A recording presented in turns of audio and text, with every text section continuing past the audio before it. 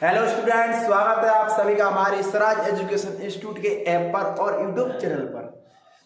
तो आज हम बायोलॉजी का पेपर जो अभी हुआ था और 27 तारीख को पेपर हुआ था वो मैं अभी सॉल्व करा रहा हूँ। आपने एमसीक्यू कितने अटेंड किए, आपका कौन सा क्वेश्चन सही है कौन सा गलत है, सारी एक्सप्लेनेशन के साथ हम डिस्कस करेंगे और पूरा पेपर को एनालाइज करेंगे। ठीक, सबसे पहले हम एमसीक्यू करेंगे, फिर उसके बाद जस्ट हम अपने लॉन्ग आंसर टाइप क्वेश्चन पर आ जाएंगे। तो पहला हमारा क्वेश्चन है स्टूडेंट्स, बिल्कुल ध्यान से देखिएगा और आपने कौन सा लगाया वो हमें कमेंट बॉक्स में बताइएगा। राइट, पहला क्वेश्चन है बेटा, बैक्टीरिया द्वारा किण्वन फूले आटे का उभरा हुआ रूप कौन सी गैस बनने के कारण होता है। मान लीजिए आटे में आपने क्या डाल दिया, आप आटे में अपने ईस्ट डाल दिए। बेटा क्या डाल दिए, ईस्ट।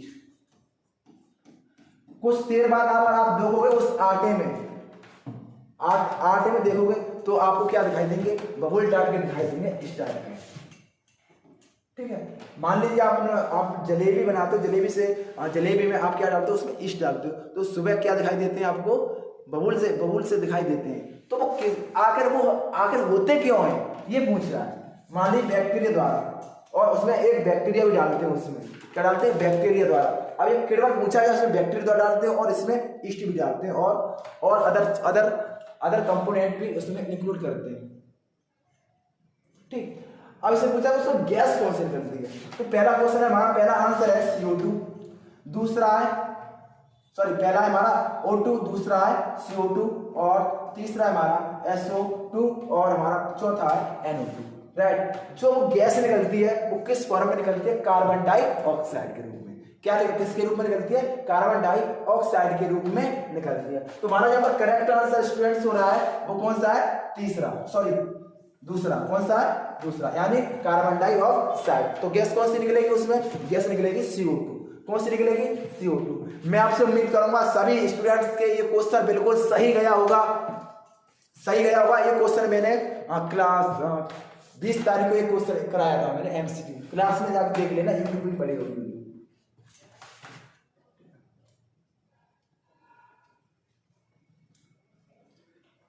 दूसरा हमारा बेटा क्वेश्चन है, किसने पुष्टि की कि डीएनए एक आनुवंशिक पदार्थ है। यानी किसने ये कहा था कि डीएनए एक जेनेटिक मटेरियल है। क्या जेनेटिक मटेरियल है, किसने एक्सपेरिमेंट किया था। जो अपने पहला हमारा आंसर है मैथ्यू मैसेलेसन और फ्रैंकलिन स्टार। तो ये इन्होंने तो बिल्कुल कही नहीं थी।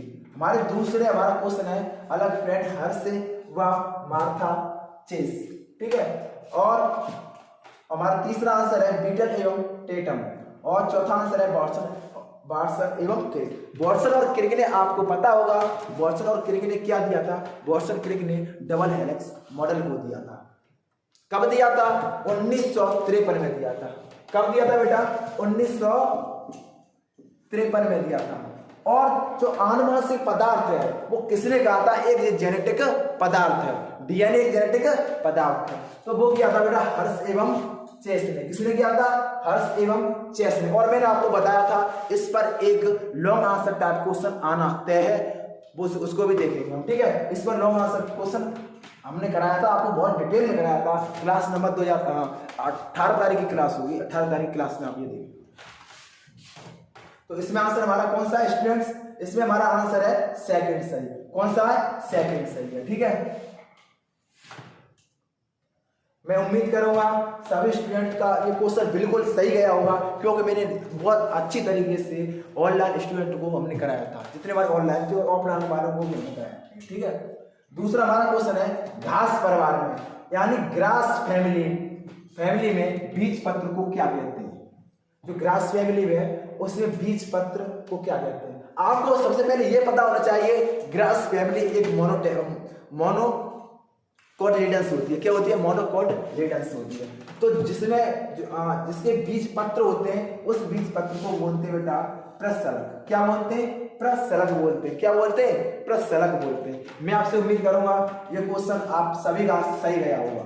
ये क्वेश्चन मैंने ये कराया था करीब नवंबर में कराया था, 19 नवंबर की 19-20 नवंबर की शायद क्लास होगी, उसमें आप देखना।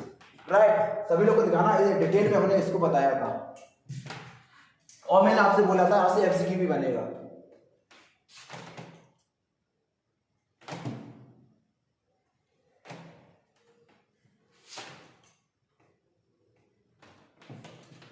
अगला क्वेश्चन है बेटा हमारा क्रोमोसोमिक यानी गुणसूत्रीय विकार है, यानी क्रोमोसोमल डिसीज यानी क्रोमोसोमल डिसऑर्डर कौन सा है इसमें से?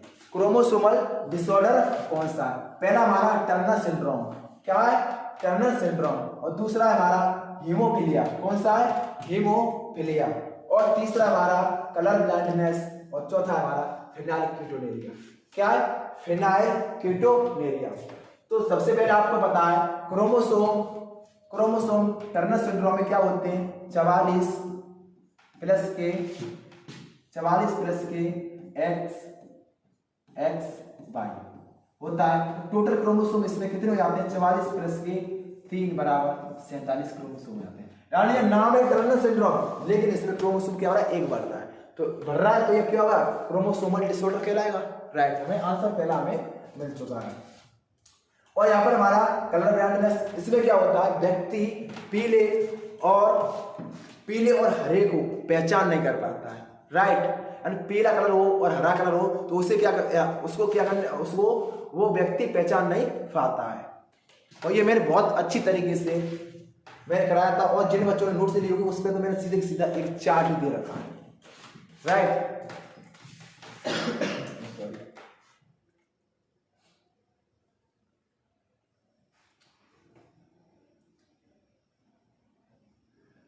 ऑब्जेक्ट लेने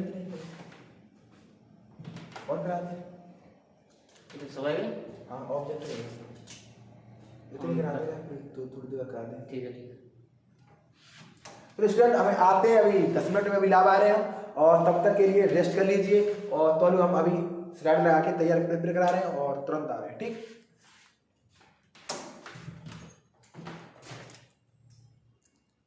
इतनी अपलोड करते हैं।